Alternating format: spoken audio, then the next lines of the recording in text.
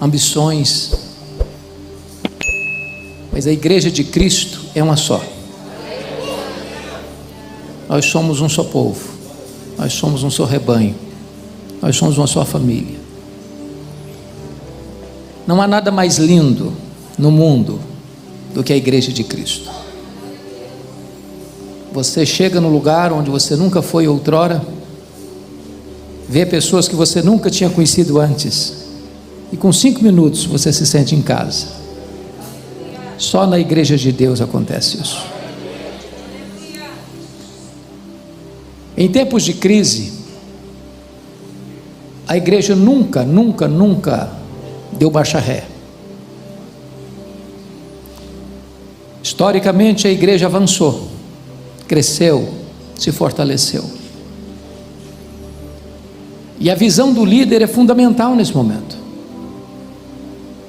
porque enquanto tantos apostam no fracasso, enquanto tantos acham que vamos ter tempos sombrios, nebulosos, a igreja avança.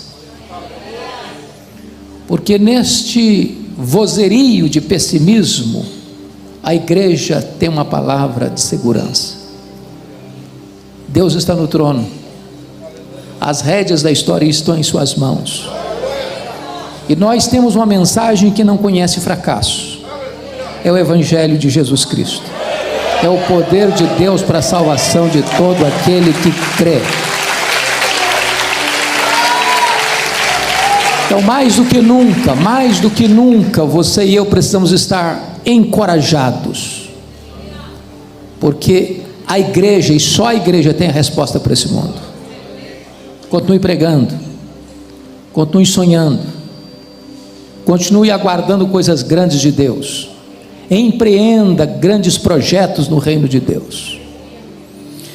Eu quero repartir com vocês um texto, e talvez eu vou ter que dividir esse texto em 2 partes, para não passar por ele com muita rapidez. Está em Atos dos Apóstolos, capítulo 20, e eu peço que você abra. Nós vamos ler todo o texto agora, e vamos até onde o pastor vai me dar um sinal. Levantou a mão, comandante manda, o soldado raso obedece. Então, e aí dá uma parada e retoma depois. Atos 20, a partir do verso 17.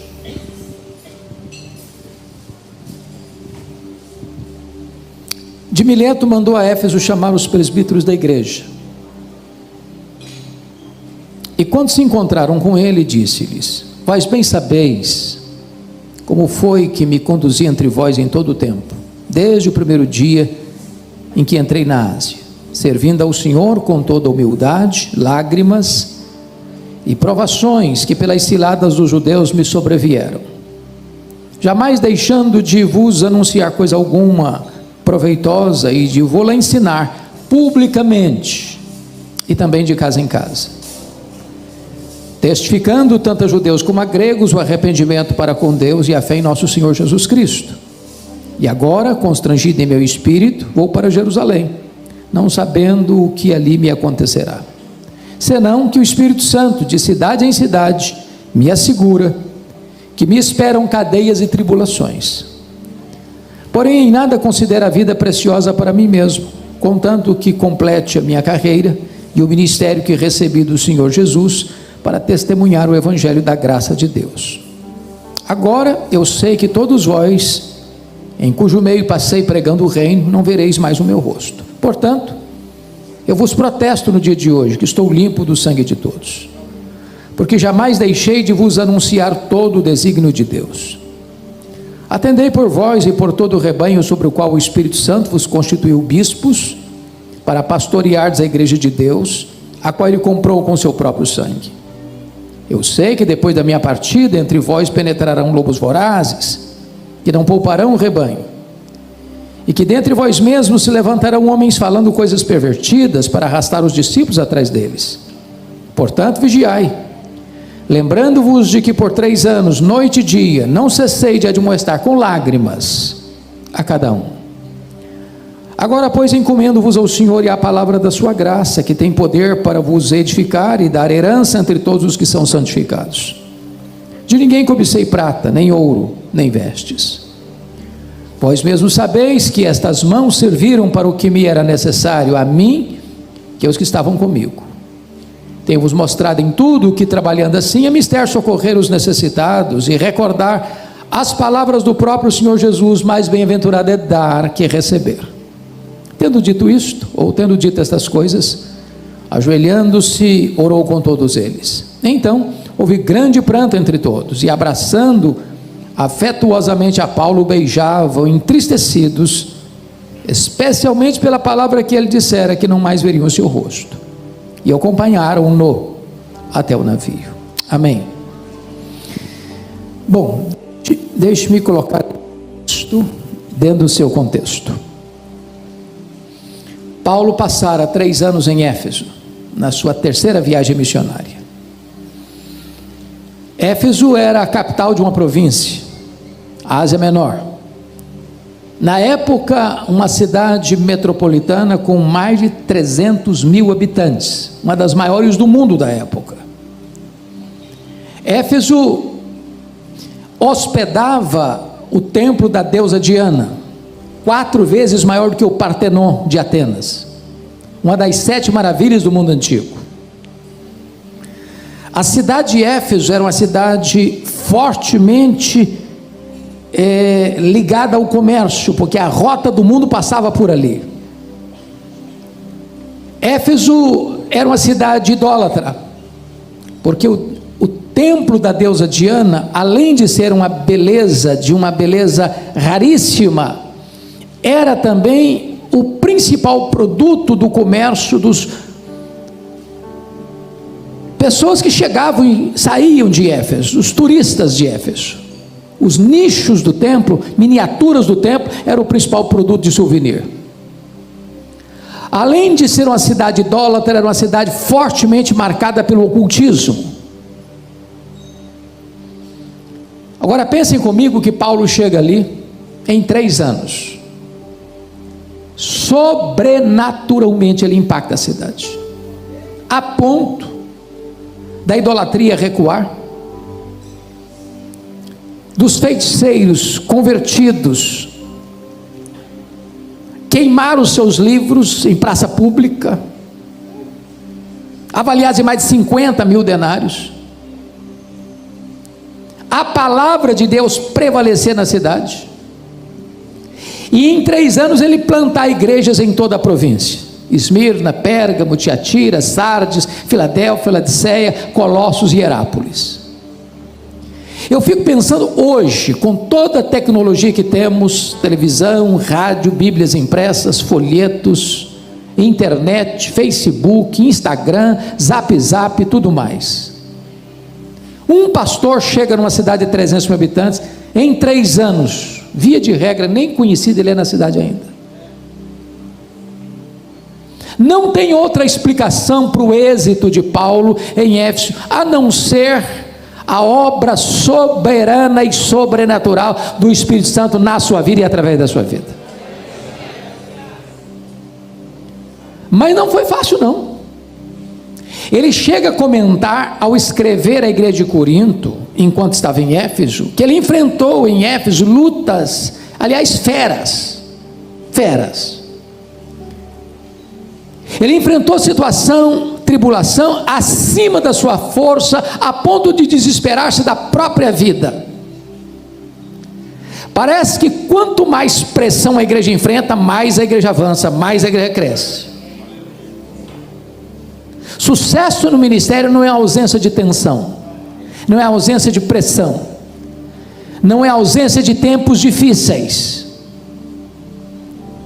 E então agora, depois de 3 anos, Paulo está saindo de Éfeso, indo para Jerusalém para levar as ofertas que ele recolhera entre as igrejas antigas para os pobres da Judéia, e em virtude da fome que assolou o mundo no período de Cláudio, imperador Cláudio. E então ele para aqui em Mileto, chama os presbíteros para uma espécie de discurso de despedida, onde ele vai abrir o coração e partilhar com eles suas instruções de como eles deveriam se portar na igreja. E esta palavra de Paulo com esses presbíteros, que ele chama também de pastores e de bispos, serve para nós hoje como que um farol a guiar os nossos passos nos tempos turbulentos em que estamos vivendo. O mundo está em convulsão. Estamos vivendo uma onda de cristofobia no mundo inteiro. Países que outrora tinham coragem e orgulho de levantar a bandeira do Evangelho, parece que estão enrolando esta bandeira, se envergonhando dela. E é nessa hora, irmãos, que nós, pastores e líderes, precisamos nos levantar.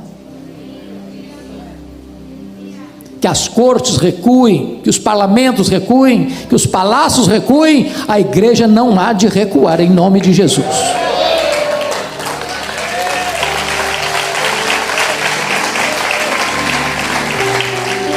E neste encontro com os líderes da igreja, Paulo vai mostrar alguns compromissos que você e eu precisamos ter.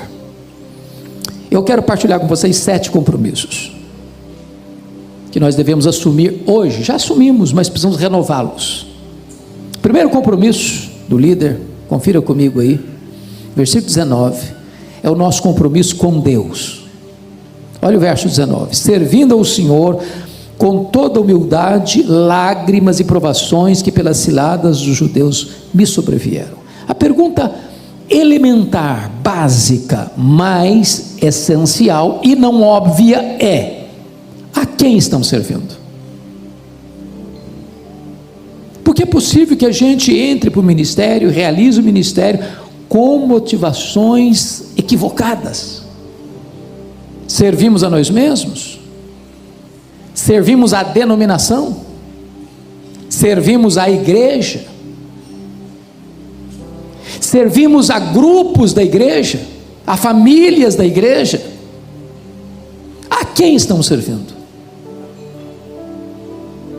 Porque quem serve a Deus não depende de aplausos e nem se desencoraja com críticas. Quem serve a Deus não está atrás de holofotes. Quem serve a Deus não levanta monumentos a si mesmo. Quem serve a Deus não tem medo de perseguição. A quem estamos servindo? Porque se isso não estiver claro no nosso coração, irmãos, nós podemos até fazer uma grande obra, mas a motivação não é boa, não está certa. E vocês sabem disso. Deus está mais interessado em motivação do que em ação. O fato, entretanto, de nós estarmos a serviço de Deus, não significa que vamos ter vida fácil. Ele diz, pelo fato de estar servindo a Deus, ele tem que fazer isso com humildade, ele tem que fazer isso com lágrimas, ele enfrenta provações, ele enfrenta até ciladas. Há determinados problemas que você só enfrenta pelo fato de estar servindo a Deus, pelo fato de você não negociar princípios e valores. O mundo nunca vai nos aplaudir pelo fato de estarmos servindo a Deus, porque o mundo sempre odiou Jesus e ele vai odiar Jesus em nós. É uma tolice da igreja pensar que se eu imitar o mundo eu vou ganhar o mundo. Não, o mundo está farto dele mesmo. Você só pode impactar o mundo quando você é diferente dele. A quem estamos servindo?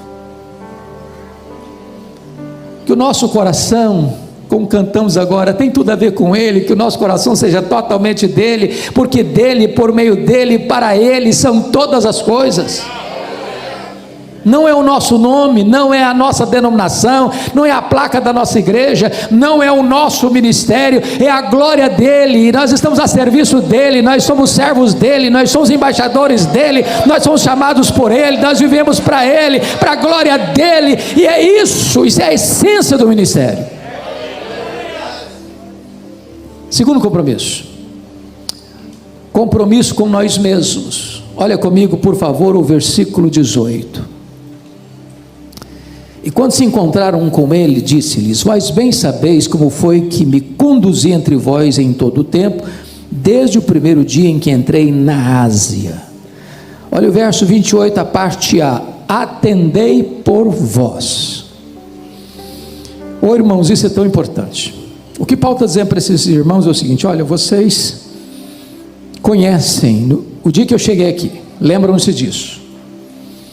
Pois a minha vida, minha postura, meu ministério, meu trabalho, minha conduta, minhas ações, minhas reações, minhas decisões, desde o primeiro dia até o último dia, hoje que eu estou indo embora, teve consistência.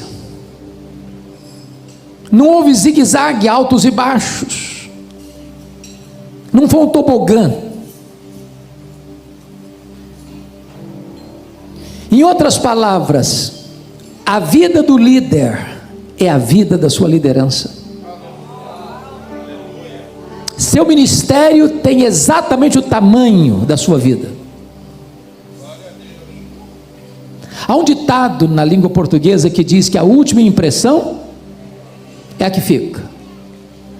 No ministério não pode existir a última impressão, é a primeira, é a segunda, é a última.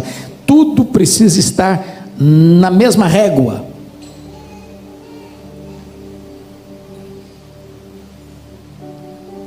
É claro que você e eu somos sujeitos a falhas, a erros, a pecados.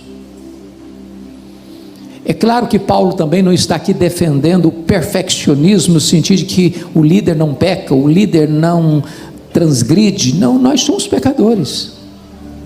Aliás, quanto mais santo você for, mais consciência de pecado você tem. As pessoas que mais choraram pelos seus pecados não foram as pessoas que mais pecaram, foram as pessoas que mais perto de Deus andaram. Paulo chega a dizer: eu sou o maior dos pecadores, eu sou o menor dos santos. Aliás, eu não sou nem digno de ser chamado apóstolo. Mas nós precisamos cuidar da nossa vida, do nosso coração, das nossas motivações. Por isso Paulo diz: atendei por vós. Talvez a ovelha mais difícil do rebanho é aquela que nós vemos diante do espelho.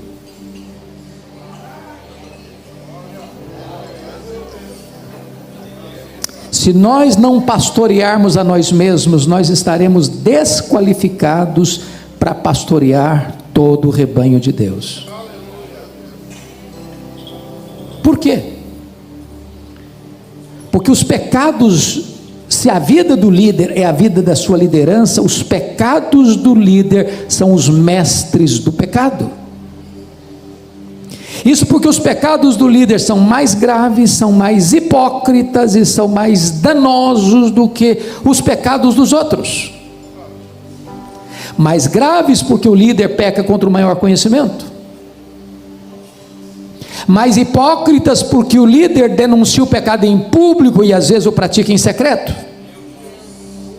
E mais danosos porque quando um líder cai, mais pessoas são atingidas. Então Paulo diz: atendei por vós. Vigie a sua própria vida, pastoreie o seu próprio coração. E vocês que são pastores, pastoras, pregadores, pregadoras, sabem disso. É mais fácil você pregar para uma multidão do que você pregar para você mesmo. Você confrontar a você mesmo, você enfrentar a você mesmo. Mas Paulo diz: atendei por vós. E ele dá o exemplo: vocês sabem como eu me comportei entre vocês, desde o primeiro dia em que entrei na Ásia, até o dia que eu estou me despedindo de vocês. Que Deus os dê graça, irmãos, para manter o fogo aceso no nosso coração, para manter o óleo fresco na nossa cabeça, e para manter as vestes alvas. Terceiro princípio: o compromisso do líder com a palavra de Deus. Chama a sua atenção para os versos 20 a 27, e eu não sei qual a versão que você está usando, Mas na minha versão, a versão atualizada, no verso 20 há dois verbos, anunciar e ensinar. No verso 21 tem o verbo testificar no gerúndio. No verso 24 tem o verbo testemunhar. No verso 25 tem o verbo pregar no gerúndio. E no verso 27 tem o verbo anunciar. Obviamente, todos esses verbos estão relacionados com a palavra de Deus. O pastor, o líder, precisa ser o homem da palavra, mestre na palavra, douto na palavra, que maneja bem a palavra da verdade. A palavra manejar é cortar em fatias retas, não fazer curva.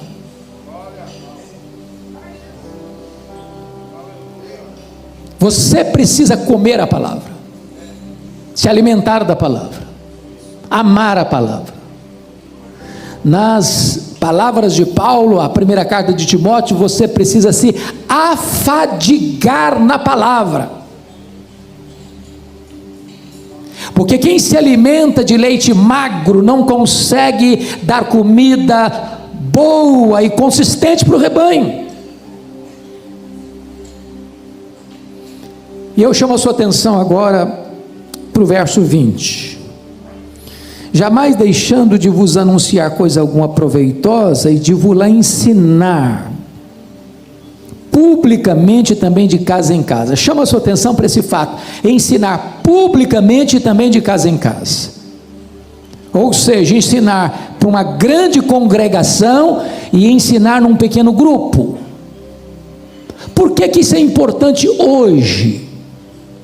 Para você não correr o risco de ser um pastor seletivo. O que é que eu quero dizer com isso?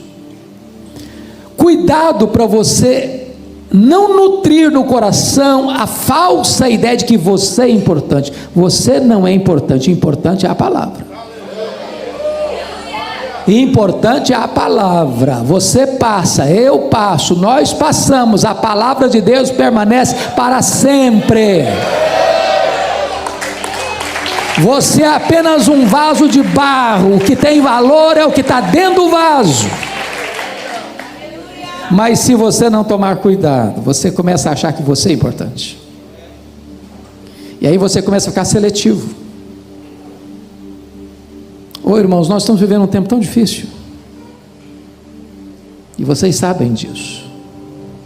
Você manda um convite para um pastor, ele não te responde, ele manda um questionário para você, manda um questionário, e lá no finalzinho ele pergunta assim: quanto você intenta investir no meu ministério? Tudo aquilo antes do questionário só tem a ver com esse finalzinho aqui. Quanto você vai dar? Qual o cachê?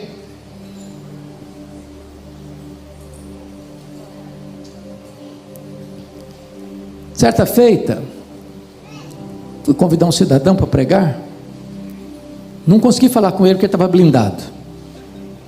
Tem pastor que está blindado. Com muito custo consegui falar com a secretária, e quando eu fiz o convite ela disse assim: não, nosso pastor não prega mais em igreja, só prega em grandes encontros. Eu não me contive, disse: então fala para o seu pastor que ele é mais importante do que Jesus, do que o apóstolo Paulo, porque pelo que me consta, Paulo ensinava publicamente e também de casa em casa. Pelo que me consta, Jesus pregou os seus melhores sermões para uma pessoa só. Então cuidado, pastor, para você não achar que você é grande, e ao receber um convite de uma igreja pequena, ou de uma igreja de bairro, ou de uma congregação de chão batido, não, lá eu não vou, eu sou agora um cara muito importante, eu só vou em grandes igrejas ou em grandes congressos. Para com isso. Para com isso. Eu não estou dizendo que você não possa ser estratégico e responsável com a mordomia do seu tempo, não estou dizendo isso não. O que estou lhe dizendo é para você vigiar o seu coração. Eu gosto e faço isso atenda algumas agendas propositadamente daquela igreja de baixar a portinha assim, ó. Faço questão,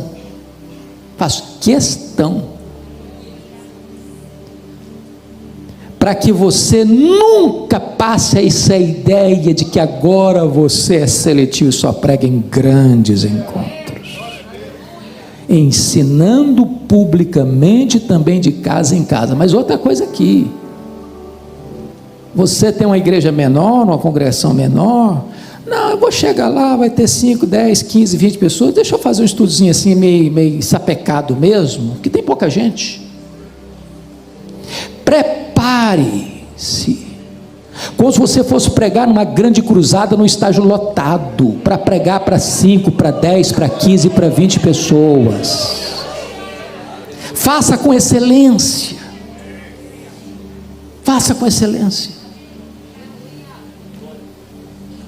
motivação. Mas há outra coisa que eu destaco, olha o verso 21 agora comigo.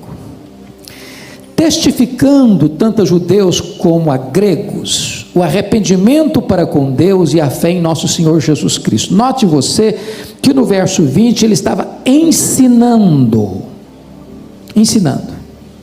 mas no verso 21 ele está testificando arrependimento para com Deus e fé em nosso Senhor Jesus Cristo.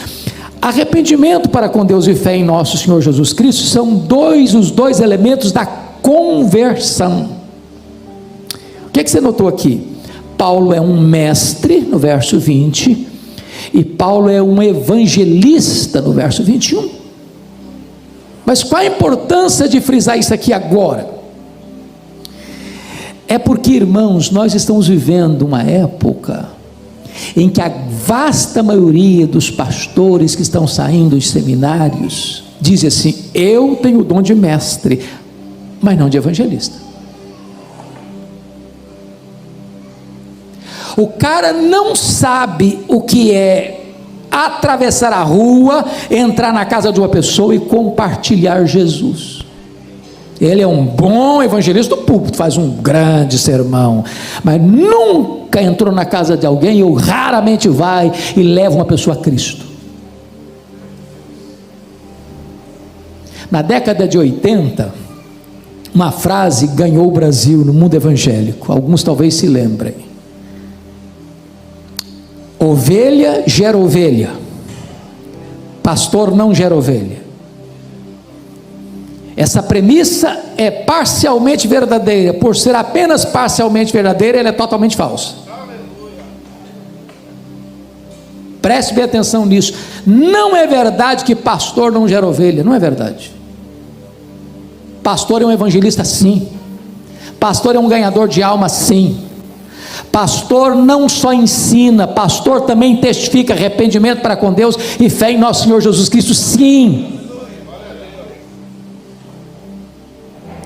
Eu não sei a realidade da denominação dos irmãos todos que estão aqui, mas via de regra as igrejas hoje estão querendo mais performance, e em muitos seminários hoje ninguém mais dá uma aula, vai para um seminário se não tem mestrado, outros exigem doutorado.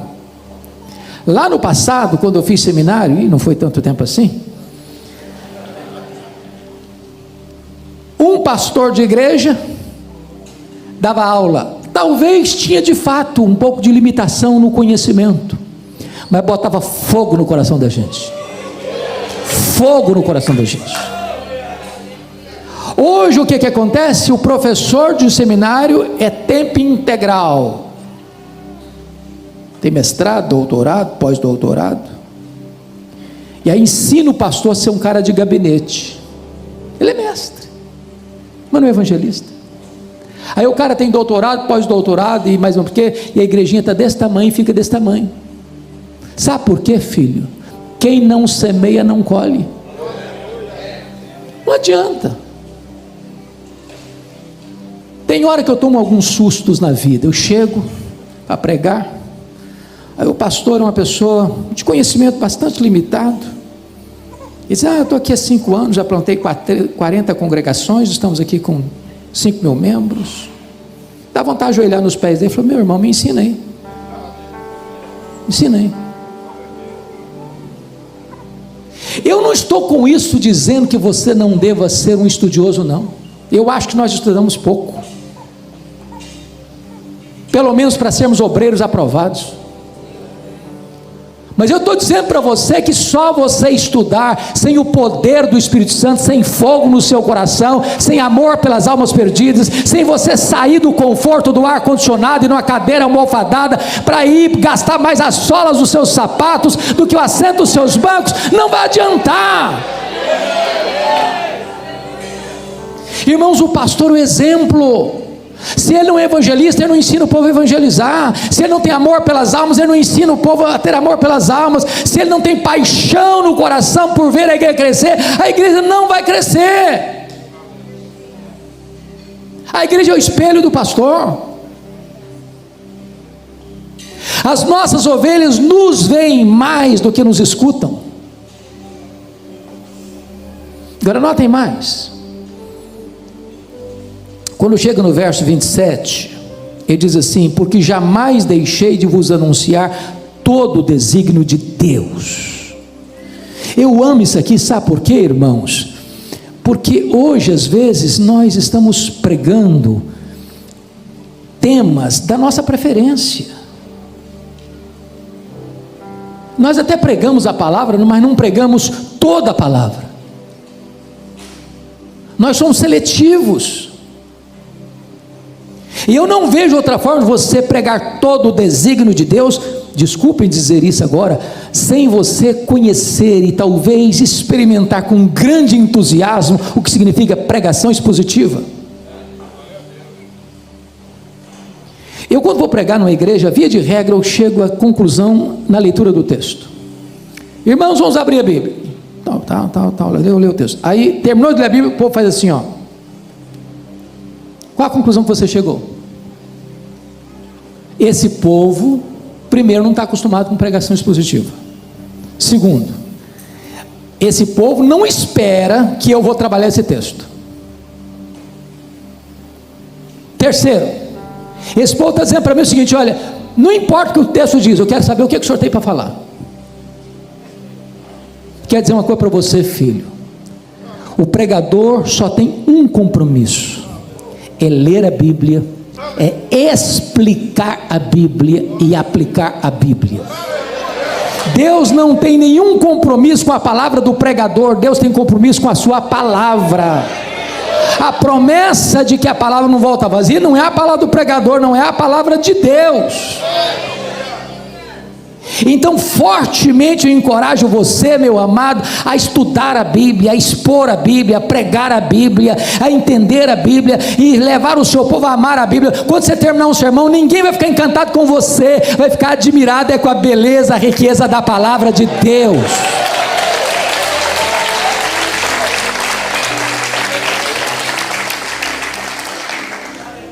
Quarto princípio. Olha comigo, por gentileza, o versículo 24. Porém, nada considero a vida preciosa para mim mesmo, conquanto que eu complete a minha carreira e o ministério que eu recebi do Senhor Jesus, para testemunhar o evangelho da graça de Deus. Há três coisas que eu chamo a sua atenção aqui, fundamentais. Primeiro, vocação. Vocação.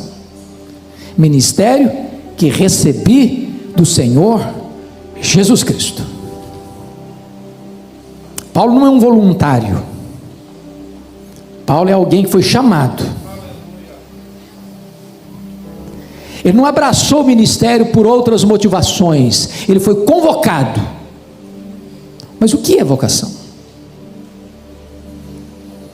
John Joyce, no seu livro Pregador, Sua Vida e Sua Obra, diz que muitos pensam que vocação é o seguinte: fulano tentou vestibular, hoje não tem mais, o Enem também, mistura Enem com vestibular. Vamos pensar na antiga. Tentou vestibular para medicina, não passou. Aí o cara tentou vestibular para engenharia, também não passou. Aí ele tentou para advocacia, também não passou. Aí ele tentou para economia, também não passou. Aí dá um start na cabeça. Ah, claro, gente, claro, olha aí. Óbvio, Deus está me chamando para o ministério. Toda a porta fechada é porque Deus está me chamando para o ministério. Isso não é vocação, não. Vocação é quando você tem todas as portas abertas e você só enxerga uma porta. É o chamado de Deus para a sua vida. Isso é vocação. Algemas invisíveis. Você pode até tentar recuar, mas isso vai ser um fogo no seu coração. Vocação. Ô irmãos, quantas pessoas estão no ministério sem brilho nos olhos? Meu Deus, que loucura! Um dia eu estava numa reunião de liderança de pastores, de avaliação do trabalho do ano, e peguei o relatório de um pastor, e eu fiquei pasmo. Ele fez 35 visitas no ano, uma igrejinha de 100 membros. Eu chamei o cidadão e falou: você deve ter errado aqui, eu acho que você botou os dados do mês no ano. Eu falei: não, do ano mesmo. Fui apertando o cara, falou: onde você estava, meu filho? Eu estava na internet. Ô irmãos, tem pastor que sabe tudo das igrejas dos colegas, tudo, mas não cuida da igreja dele. Ô varão, se você foi chamado, põe a sua alma nisso, põe o seu coração nisso, põe a sua energia nisso, põe a sua mente nisso. Você tem que pensar na igreja 24 horas por dia. Meu Deus, me dá estratégia, meu Deus, me dá sonhos, meu Deus, o que é que eu tenho que fazer? Meu Deus, põe no meu coração a tua direção. Oh meu Deus, se tu me chamaste, eu quero estar por inteiro, por completo aqui nesta obra. Me perdoe de dizer isso, talvez eu possa até entristecer alguns aqui, mas tem muito pastor que o sonho da vida dele é ser vereador. O sonho da vida dele é ser vereador. Meu amado irmão, eu gostaria de dizer para você o seguinte: aquilo que Spurgeon disse para os seus alunos: meus filhos, se a rainha da Inglaterra convidar vocês para serem embaixadores em qualquer lugar do mundo, não rebaixem de posto, vocês já são embaixadores do Rei dos Reis e do Senhor dos Senhores. Apaixone-se pelo ministério. Deus chamou você para a mais honrosa vocação do mundo: ser portador de boas novas de salvação. Segundo, abnegação. Olha o versículo 24 de novo: em nada considero a vida preciosa para mim mesmo. Por que ele está dizendo isso? Ele está dizendo isso porque enquanto ele estava indo para Jerusalém, levando muitas ofertas, era tanto dinheiro, que até o rei ficou interessado um pouco nessa grana. Tanto dinheiro, que alguém podia dizer: bom, esse povo vai fazer uma festa para Paulo em Jerusalém. E ele está dizendo: ó, o Espírito Santo está me assegurando de cidade em cidade, que o que eu vou enfrentar pela frente são cadeias e tribulações. Eu estou levando dinheiro, oferta, ajuda, socorro para eles, mas em resposta, o que o Espírito Santo está me garantindo aqui é que vou ser preso. Talvez se fosse hoje, dizem: bom, eu não vou lá não, eu vou mandar uma comitiva levar o dinheiro, não vou lá nada, vou para que eu vou para lá? Eles estão querendo me prender? Mas não vou. É nessa conjuntura que ele diz: mas em nada considero a vida preciosa para mim mesmo. Irmãos, o ministério tem muitas alegrias. Se eu tivesse 10 vidas, eu queria ser pastor em todas elas. Mas não tem ministério sem luta, não. Se você quer viver uma vida mansa e tranquila, então desista do ministério. Tem luta sim. Quem está procurando ministério para ter segurança econômica, status social, prestígio, desista. Ministério é para gente abnegada. É para gente que diz: não importa o que vai acontecer comigo, eu quero ser pastor. Não importa o que vai acontecer comigo, eu quero continuar pregando. Não importa se problemas vêm, se a tempestade chega, se a perseguição vem, se as pessoas vão lutar contra mim, se vão falar mal de mim. Não importa o que vai acontecer comigo pela frente, eu quero estar comprometido com esta vocação. A terceira coisa nesse versículo aí, e a gente dá o break que o pastor pediu. O Pode seguir, pastor? Então vamos seguir. Vamos seguir. Tá. Terceiro ponto. Paixão. Vocação, abnegação, paixão. Em nada considero a vida preciosa para mim mesmo, conquanto que eu complete minha carreira e o ministério que eu recebi do Senhor Jesus para testemunhar o evangelho da graça de Deus. Oh, amados irmãos, que coisa preciosa é você testemunhar o evangelho da graça de Deus. Sabe por quê? Você tem a garantia de que você não vai fracassar. Nenhum empresário tem garantia de que não vai fracassar. Nenhum comerciante tem garantia de que não vai fracassar. Mas você tem garantia de que você vai ter êxito. Porque este evangelho é o poder de Deus para a salvação de todo aquele que crê. Um dos exemplos para mim mais fantásticos é o que Paulo dá na carta aos Filipenses, quando ele está encerrando a carta no capítulo 4, verso 22, ele diz assim: todos os santos vos saúdam, especialmente os da casa de César. O que era a casa de César? Era um antro de corrupção, de traição, de prostituição, de violência, onde tinha harém de homens e de mulheres, onde os soldados eram treinados para matar crianças, velhos, grávidas. Era um lugar onde tinha os banhos públicos com muita promiscuidade. Era um lugar onde tinha altares aos muitos deuses. Um lugar que não tinha adjetivos para defini-lo, porque se Roma era a cloaca do mundo, não tinha adjetivo para caracterizar a casa de César. Eu estou falando de César aqui, é o Nero, aquele que mandou matar sua mãe, aquele que mandou crucificar os crentes, aquele que mandou queimar os crentes em praça pública, aquele que era louco a ponto de matar membros da sua família. E aí Paulo podia chegar lá e falar: não, isso aqui é jogar pérola aos porcos. E num lugar tão terrível quanto este, ele prega a palavra mesmo algemado, e conversões, e conversões, e conversões, e conversões, e conversões, e conversões. Se você pregar a palavra de Deus num prostíbulo, vai ter conversão lá. Se você pregar a palavra de Deus numa boca de fumo, vai ter conversão lá. Se você pregar a palavra de Deus num bar cheio de bêbados, vai ter conversão lá, porque a palavra de Deus é poderosa.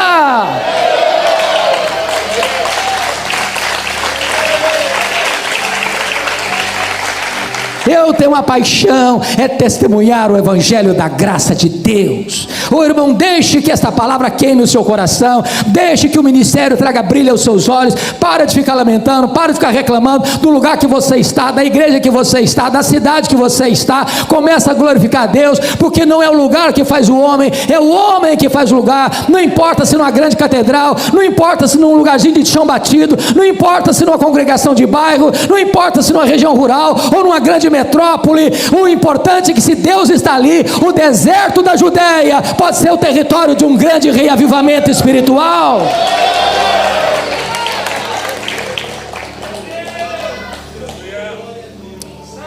Quinto compromisso. Olha comigo, por favor, o versículo 28 a 30. Atendei por vós e por todo o rebanho sobre o qual o Espírito Santo vos constituiu bispos, para pastoreardes a igreja de Deus, a qual ele comprou com seu próprio sangue. Eu sei que depois da minha partida entre vós penetrarão lobos vorazes, que não pouparão o rebanho, que dentre vós mesmos se levantarão homens falando coisas pervertidas para arrastar os discípulos atrás deles.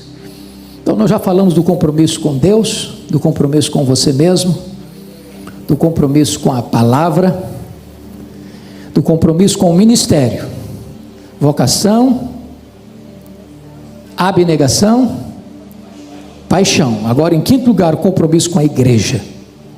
Com a igreja. E Paulo diz: atendei por todo o rebanho sobre o qual o Espírito Santo vos constituiu bispos. Deixa eu fazer só uma perguntinha aqui para os colegas. Na igreja que você pastoreia, tem alguma pessoa complicada? Porque se não tiver, a gente pode fazer algumas transferências também sem nenhum problema. Nenhum problema. Com todo prazer. Por que Paulo está dizendo atendei por todo o rebanho? Porque o pastor pode correr o risco de ter as ovelhas prediletas e fazer 10 visitas para uma ovelha no ano e nenhuma visita para aquela outra ovelha no mesmo ano.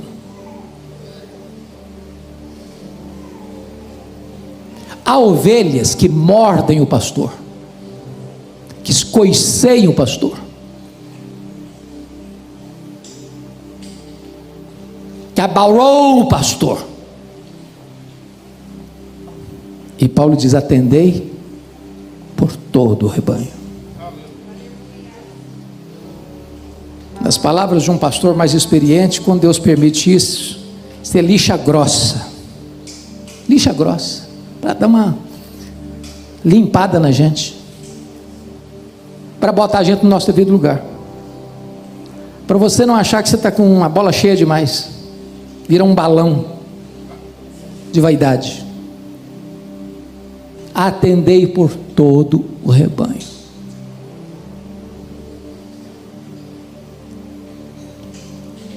Agora preste atenção,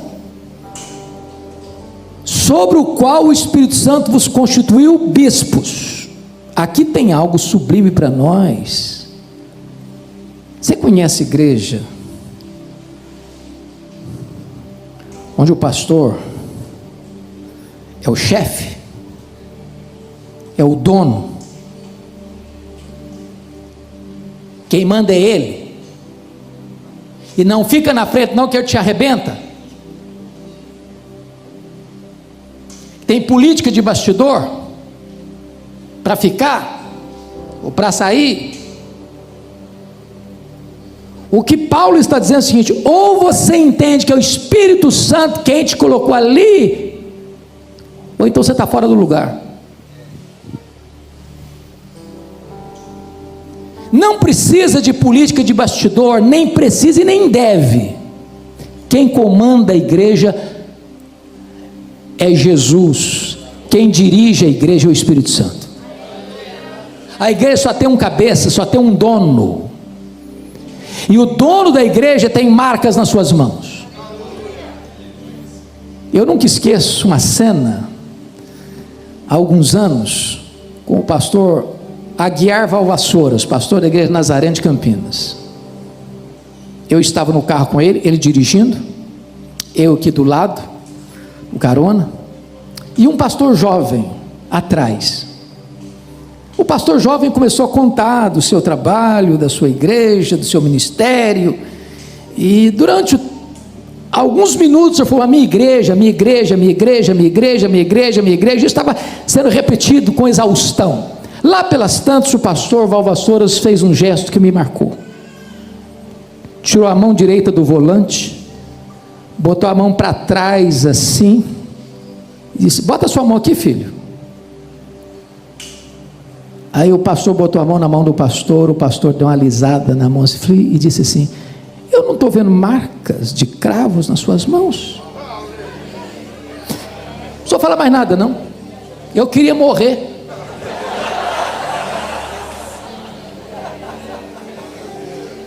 O dono da igreja tem marcas de cravos nas mãos.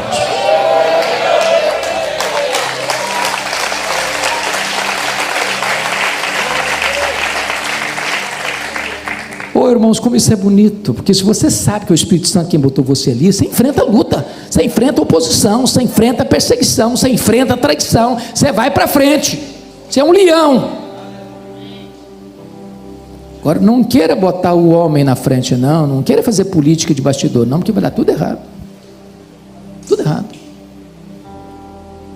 E ele prossegue e diz assim: o Espírito Santo vos constituiu bispos para pastoreardes a igreja de Deus. De quem que é a igreja? De Deus. A igreja não é sua, nem minha, nem nossa. Nós podemos e usamos apropriadamente minha igreja, como Paulo diz, o meu evangelho. Mas é óbvio, quando você diz a minha igreja, você não está dizendo que a igreja é sua, propriedade sua, porque hoje, irmãos, é um negócio esquisito. Tem gente vendendo a igreja, porteira fechada. O cara vende o templo, vende os membros, porteira fechada. Como se a igreja fosse uma empresa particular. Igreja de Deus.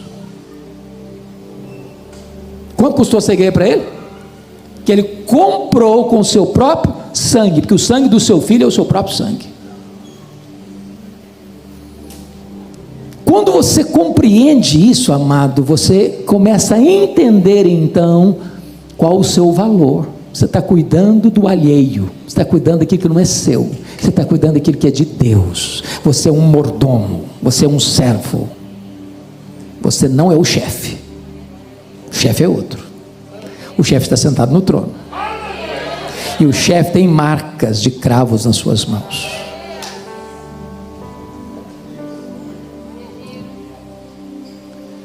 Mas agora Paulo chega no verso 29, ele tem um alerta soleníssimo a fazer. Preste atenção. Você que tem talvez o hábito de grifar como eu, preste atenção. No verso 29 ele diz: eu sei que depois da minha partida, entre vós, grife a expressão entre vós. Depois no verso 30 ele diz: e que dentre vós, grife a expressão dentre vós. Aí eu pergunto para você, no verso 29, eu sei que depois da minha partida, entre vós penetrarão lobos vorazes que não pouparão o rebanho. A pergunta é: os lobos estão dentro ou estão fora aqui? Os lobos estão dentro ou estão fora aqui no verso 29? Dentro. Vocês leram direito? Leiam outra vez. Leiam de novo. Os lobos estão fora, querendo entrar. Querendo entrar. Quem são os lobos? Os falsos mestres, os falsos profetas, aqueles que não trazem o ensino fiel das Sagradas Escrituras. Vocês acham que tem falsos mestres hoje? Tem lobos hoje?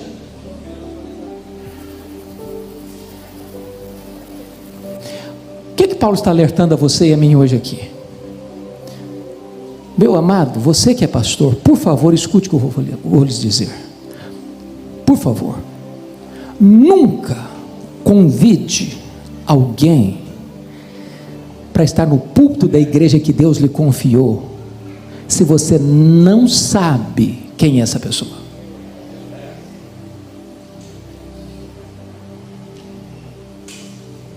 Porque você é o responsável diante de Deus por esse rebanho.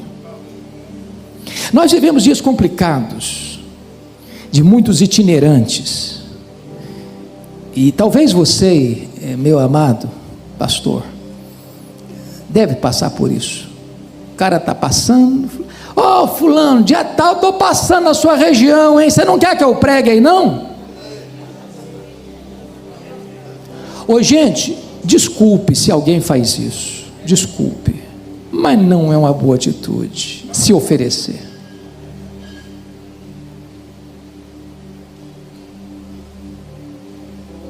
Segundo,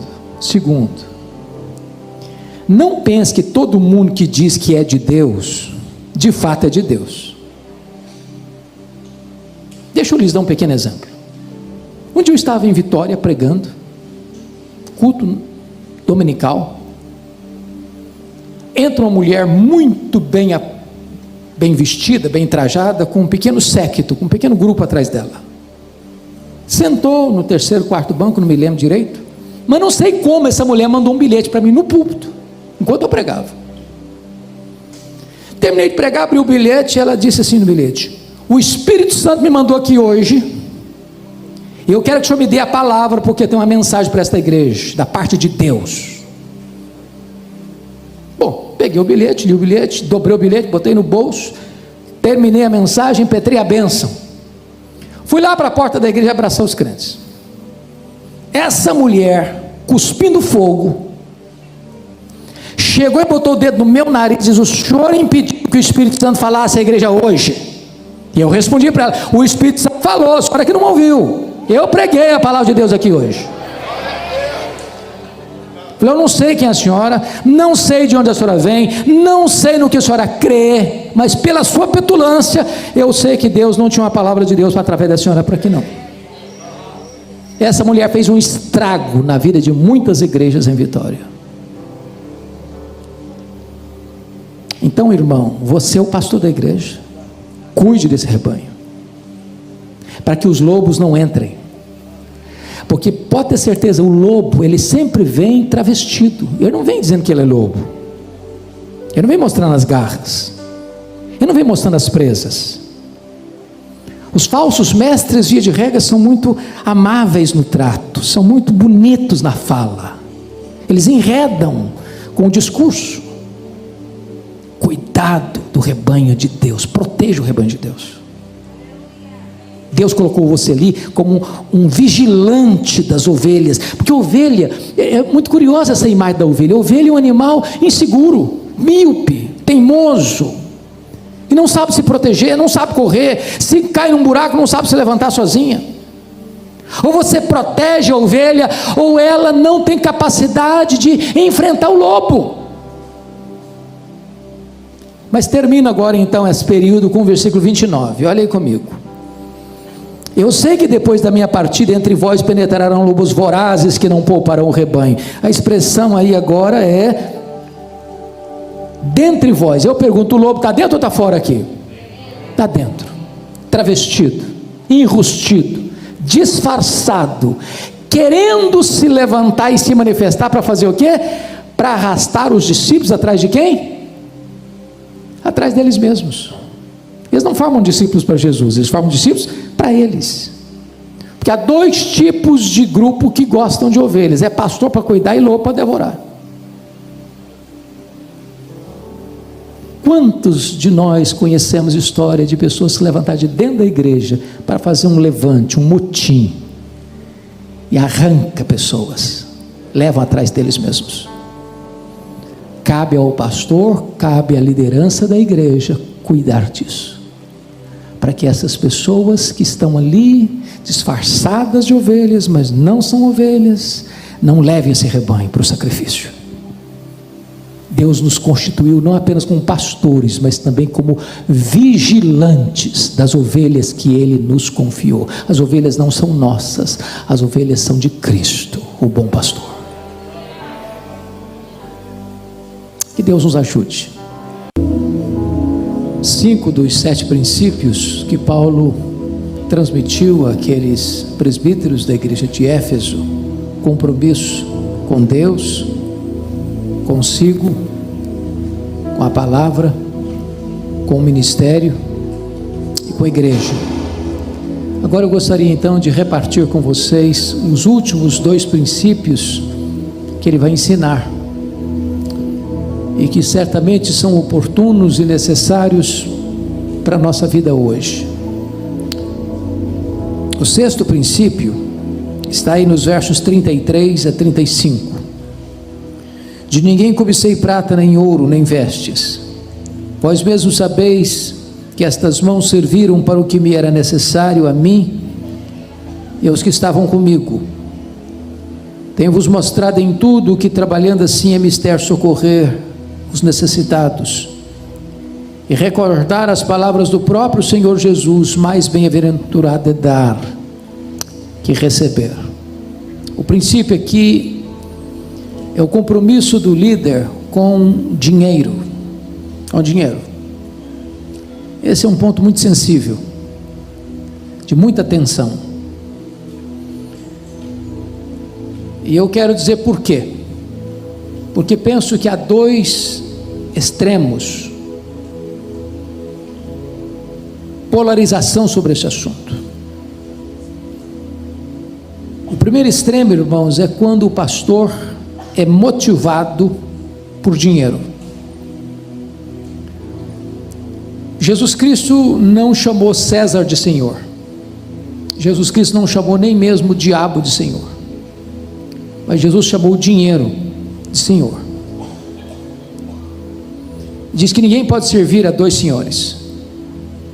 O dinheiro exige tempo integral, dedicação exclusiva. E há muitos pastores que optam por esta ou aquela igreja, pelo critério do dinheiro. Talvez você e eu já tenhamos conhecimento, eu pelo menos tenho, de um pastor que chega numa igreja, com entusiasmo, comunica para o rebanho sua alegria em estar ali, de como Deus o enviou para ali. Daqui a 3 meses, ele recebe um convite de uma igreja maior, que paga o dobro do salário, e ele chega para a igreja e diz: meus irmãos, o Espírito Santo está me mostrando que Deus tem coisas mais amplas para mim. Quando toda motivação para ir da igreja A para a igreja B foi o salário maior que vai receber. Eu não tenho nenhum problema com um pastor que sai da igreja A para a igreja B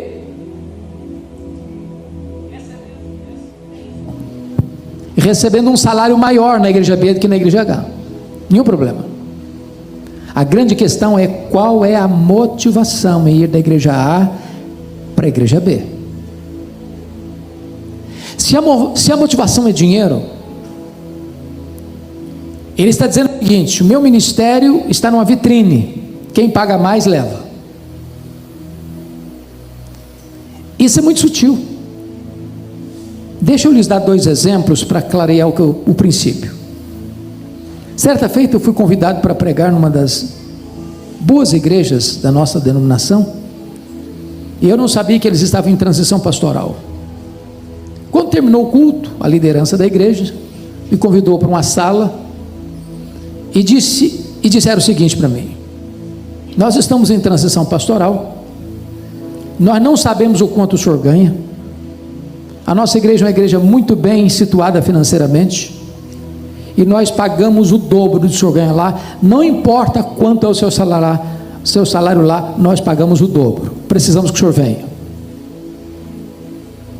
E eu disse para aqueles irmãos: primeiramente, me sinto honrado com o convite, lisonjeado com a oferta. Entretanto, eu preciso dizer 2 coisas para vocês. Primeiro, eu tenho compromisso com a igreja que eu sou pastor. Segundo, se eu vier para cá porque vocês estão me pagando o dobro, eu estou dizendo para vocês que eu tenho preço, que o meu ministério está numa vitrine, quem paga mais leva. Então eu agradeço o convite, mas eu não venho. Porque se fosse, a motivação não era a igreja, era o dinheiro. Que discurso eu faria para a igreja que eu era pastor? Meus irmãos, eu estou saindo porque lá vão me pagar mais. Segundo exemplo, quando eu estava fazendo meu doutorado nos Estados Unidos, fui convidado para pregar numa das grandes igrejas,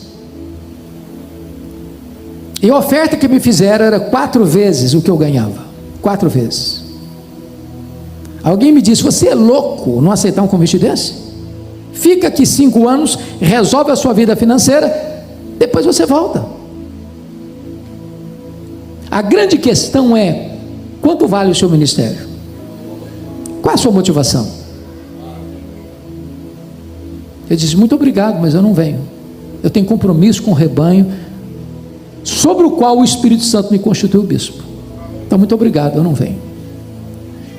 Vigie o seu coração, meu irmão, para que o dinheiro não seja o vetor que vai governar suas decisões.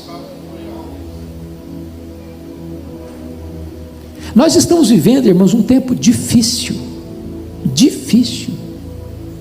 onde pastores e cantores evangélicos são tratados às vezes como astros de cinema, pastores que exigem cachê para pregar, cantores que só pregam se o cachê for muito bom. E quando nós contribuímos para essa cultura, nós nos tornamos coparticipantes desse pecado. Eu não tenho nenhum problema de convidar um pregador, e eu sempre fiz isso, e honrar a pessoa que eu convido, com oferta. Agora, também tem um outro princípio. Se ao convidar um pastor, ele diz: eu vou, mas o meu preço é tanto, ainda que a oferta que eu fosse dar, no meu coração estava definida maior do que ele pediu, eu desconvido. Muito obrigado. Você vir não. Porque ministério não é negócio. Pastorado, irmãos, não é troca, não é barganha. Se você atender um convite por causa da oferta que lhe foi feita, você questione a sua motivação. Questione a sua motivação. Volto a lhe dizer, você deveria aceitar um convite para pregar numa congregação que não possa lhe pagar nem a gasolina para você ir. Quantas vezes já fiz isso? E aprendi uma coisa, pastor, que eu fazia errado. Um pastor um dia me ensinou isso. Se você for pregar na igreja mais humilde, lhe der uma oferta de R$20, receba. Nunca rejeite uma oferta. Isso é orgulho. Ainda que ao receber você resolva fazer outra coisa. Agora eu recebi, eu gostaria, pastor, que o senhor pegasse essa oferta, comprasse um presente para sua esposa. Mas você recebeu. Não há ninguém tão pobre que não possa dar. Não há ninguém tão rico que não possa receber.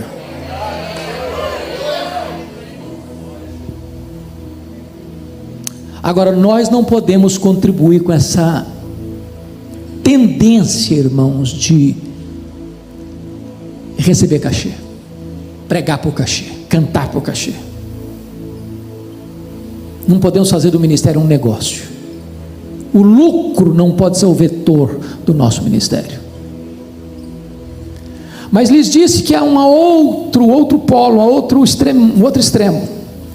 Primeiro é o pastor ser governado por dinheiro. O segundo extremo é quando a igreja não honra o pastor e lhe paga um salário de fome.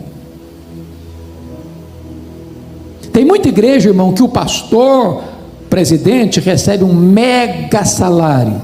Quem rala mais lá na ponta, paga para ser pastor. Biblicamente isso não está certo. O obreiro é digno do seu salário. Agora vamos ver o que Paulo diz aqui. Ele diz o seguinte: de ninguém cobicei prata, nem ouro, nem vestes. Vós mesmos sabeis que estas mãos serviram para o que me era necessário, a mim e os que estavam comigo.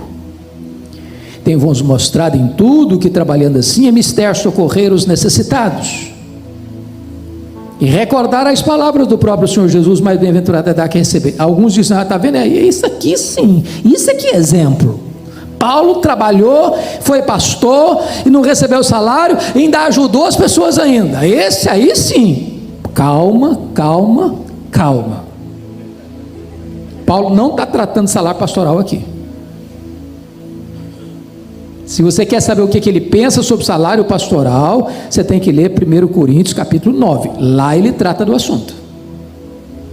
E ao tratar do assunto lá, ele diz, ele aplica o mesmo princípio do Antigo Testamento para o Novo Testamento, e diz que o pastor merece primícias, um salário de honra.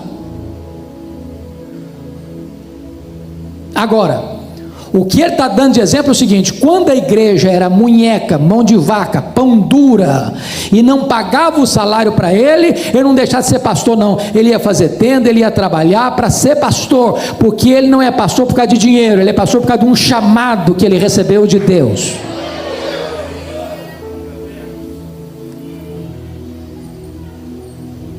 Então, se eu estou falando para um líder de igreja aqui hoje, que define o salário pastoral da igreja, meu irmão, não permita que o seu pastor tenha um salário de fome,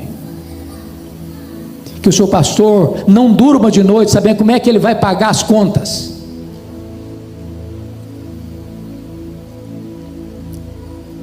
Deixa eu lhes dar um exemplo bíblico. O apóstolo Paulo, quando estava em Corinto, vocês sabem que a igreja de Corinto é uma igreja rica, financeiramente muito bem situada, mas pão dura. A igreja de Corinto não pagou o salário de Paulo enquanto ele foi pastor lá 1 ano e meio. Enquanto Paulo estava lá, ele não falou nada. Depois que ele saiu, foi para Éfeso. De Éfeso ele escreve as 2 cartas aos Coríntios. E aí ele puxa a orelha da igreja. Vamos ver isso? Abra sua Bíblia aí comigo em 2 Coríntios. 2 Coríntios.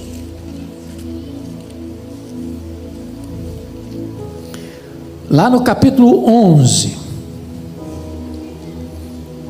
versículo 8. Se eu fosse membro da igreja de Corinto, eu ficaria com vergonha de receber essa carta.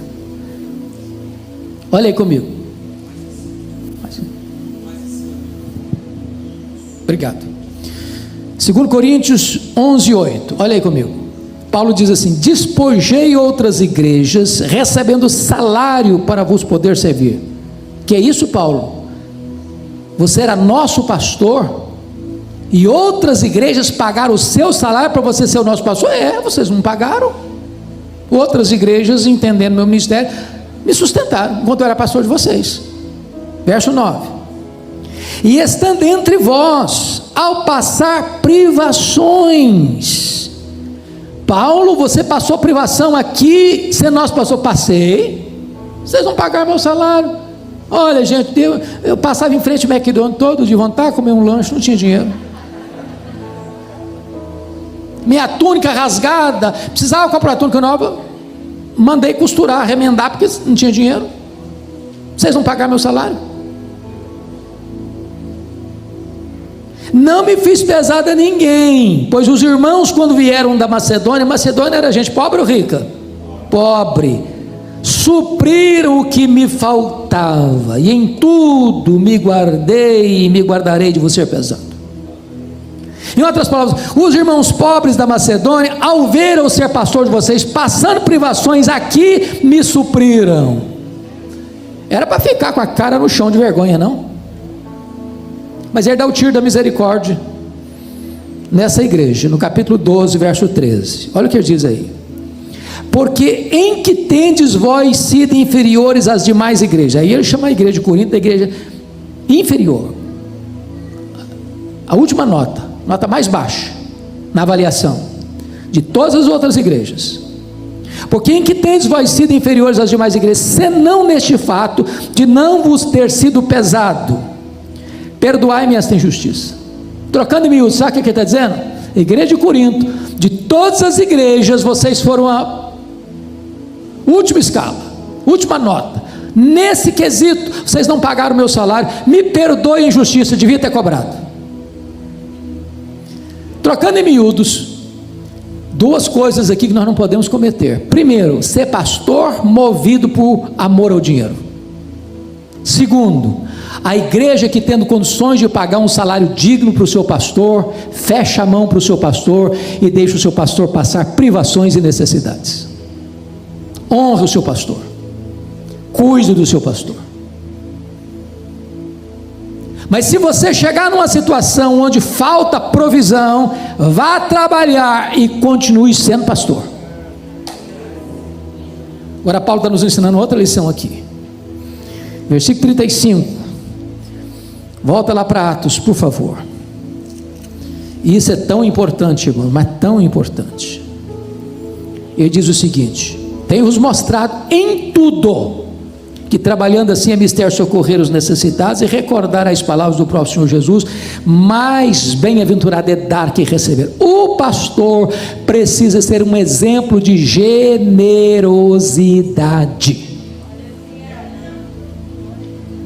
Igreja generosa aprende com um pastor generoso. Na hora de entregar o dízimo, o pastor é o primeiro aí no gasofilácio. Vamos fazer uma oferta aqui para ajudar os pobres. O pastor é o primeiro a chegar no gasofilácio. Não adianta só pregar, tem que dar exemplo.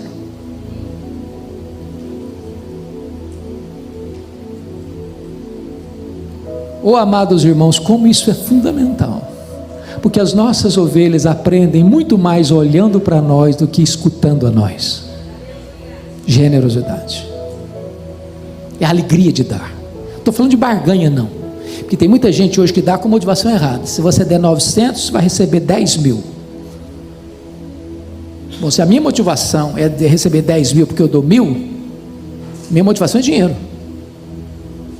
Eu dou para a glória de Deus, eu dou para socorrer o necessitado. Eu sei que Deus é o Deus que retribui. Deus não fica em dívida com ninguém. Quem ajuda o pobre, diz Provérbios, empresta a Deus. A alma generosa prosperará. Aquele que retém mais do que é lícito, vaza pelos dedos, é pura perda. Se você é generoso, Deus certamente vai multiplicar a sua sementeira, mas cuidado com a motivação.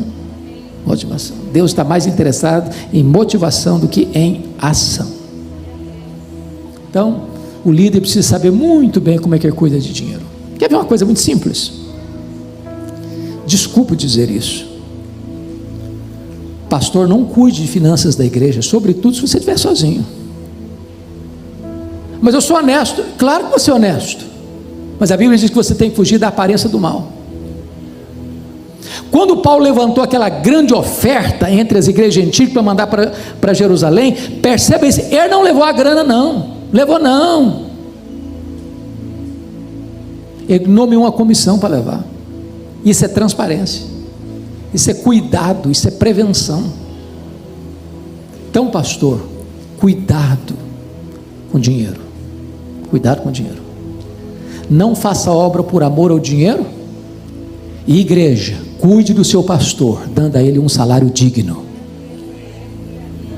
Mas o último princípio, 7º princípio, veja comigo por gentileza, versos 36 a 38. Tendo dito estas coisas, ajoelhando-se, orou com todos eles.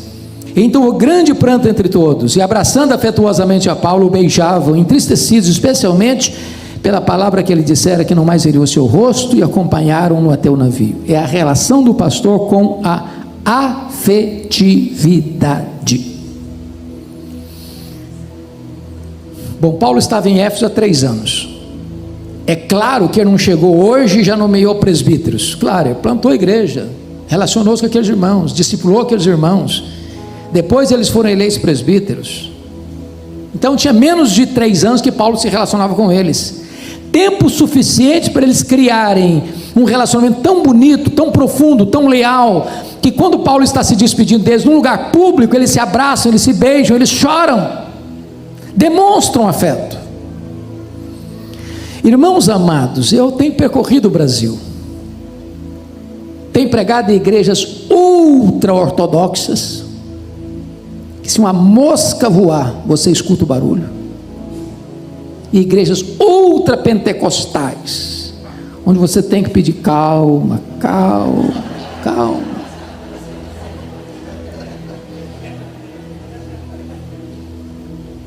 Sabe onde os pastores enfrentam mais tensão na igreja? Não é com as ovelhas, é com a liderança. Pastores com úlcera, pastores com insônia, pastores com depressão, pastores doentes emocionalmente, líderes que na igreja uma bênção, cantam, quando ficam ao redor de uma mesa, viram um monstro, quer subjugar o pastor, quer botar o pastor debaixo da sola do seu sapato. Pastor chega na igreja, primeiro dia, saudação, você está de passagem, nós somos daqui, então abra os olhos, quem manda aqui somos nós.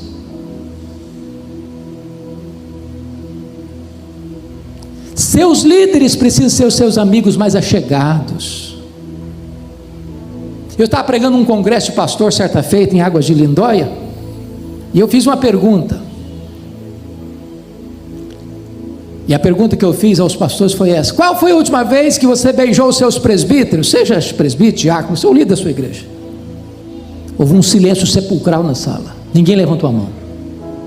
Tomei um susto, até que um mais corajoso levantou no fundo da sala e respondeu assim: beijar eu não beijei não, mas vontade de morder eu tive algumas vezes.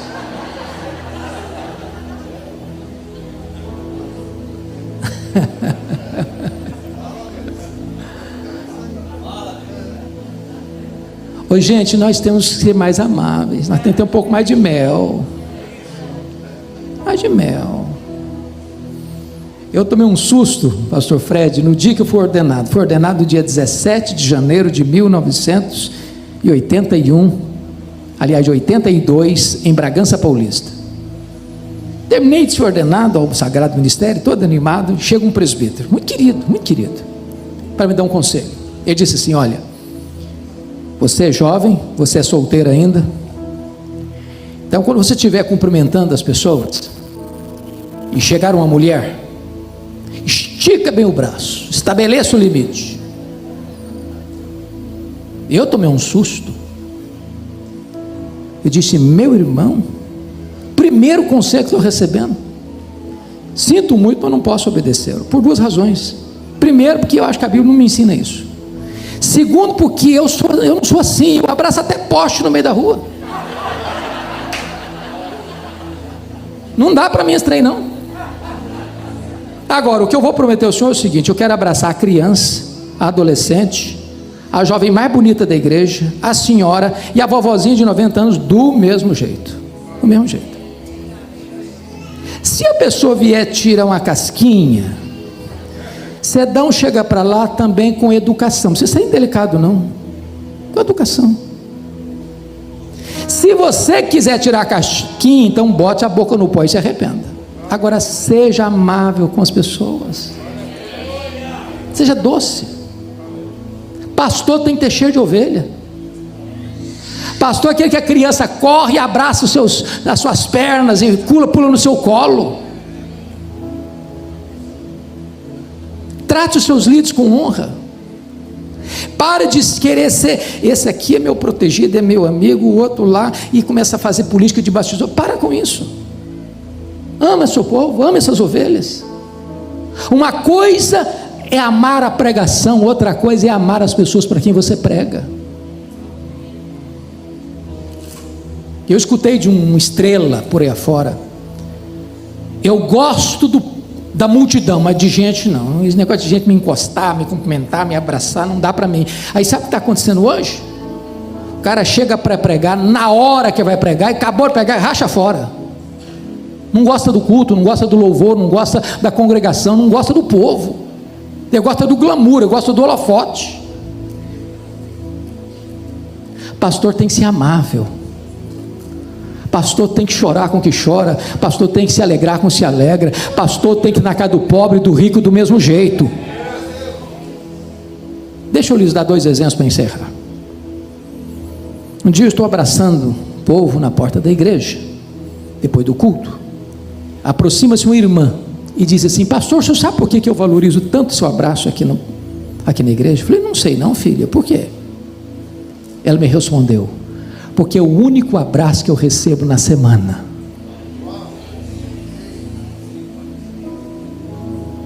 Tem hora que as pessoas precisam na igreja não é de escutar um sermão, não, é de receber um abraço, saber que ela é gente, que ela é amada, que ela é importante, que ela tem valor.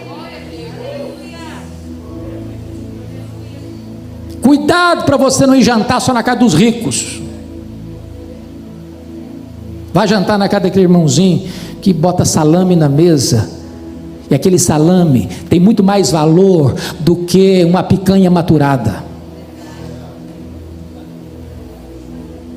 Um dia uma irmã me telefonou, disse: pastor, eu estou ligando para o senhor porque está muito longe, está muito difícil ir para a igreja, porque eu moro sozinho, é complicado, então eu estou dizendo para o senhor que eu quero ficar aqui numa igreja perto da minha casa. Eu respondi assim para ela, falei: ô filha, só tem um problema, você é tão querida, tão amada, tão importante aqui, que nós não podemos abrir mão da sua vida. A mulher começou a chorar do outro lado da linha e disse assim para mim: pastor, não quero ir para outra igreja coisa nenhuma, eu só precisava escutar isso do senhor hoje. Se eu dissesse: não, minha filha, é isso mesmo, você mora sozinha, fica aí mesmo, que fica melhor para você. Ela falou: está vendo aí, eu não valho nada mesmo, não tem importância nenhuma mesmo, o pastor me descartou mesmo, e ficava lá e não ficava triste ainda. As ovelhas precisam saber que você as ama, que você tem compromisso com elas, que você está do lado delas, que você está disposto a dar a vida por elas. Pastor precisa ter coração franqueado para Deus e para as ovelhas de Deus.